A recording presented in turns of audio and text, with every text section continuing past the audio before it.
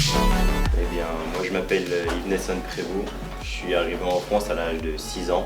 À partir de la 4e, 3e, ça allait pas trop. Du coup, je suis allé faire une prépa pro à Saint-Joseph. Puis après avoir obtenu mon diplôme, j'ai pas tout de suite travaillé quoi. Enfin, j'ai pas tout de suite travaillé dans le domaine de la restauration.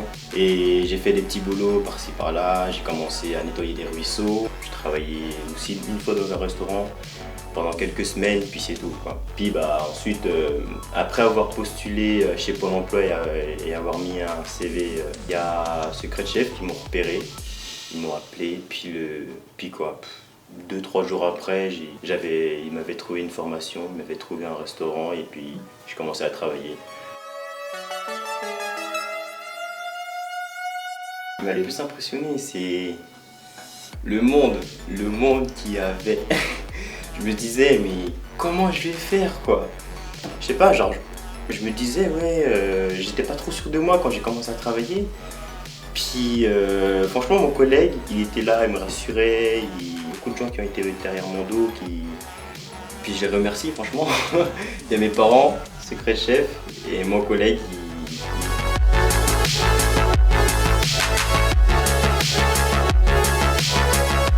Ce qui est le plus challenging, c'est quand t'as pas bossé pendant un certain temps et qu'il faut que tu ressortes toutes tes connaissances, les vins, le fromage. C'est ça qui est le plus prise de tête en fait.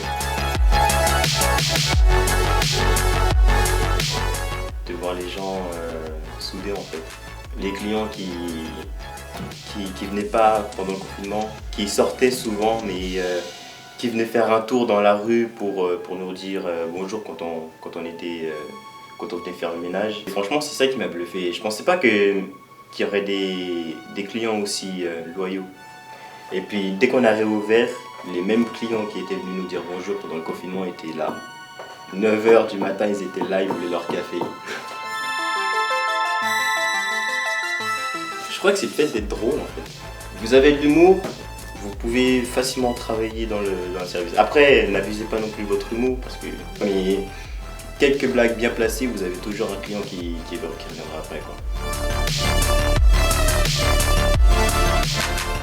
Le mot de la fin, lâchez-vous dans votre travail.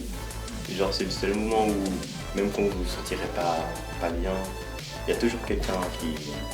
J'ai envie de dire, ça sera votre supérieur ou votre collègue, il y en aura forcément un des deux qui sera là même si vous ne vous sentez pas bien. Parce qu'en soi, le travail, je ne vais pas dire que non plus c'est la famille, mais il y a un semblant.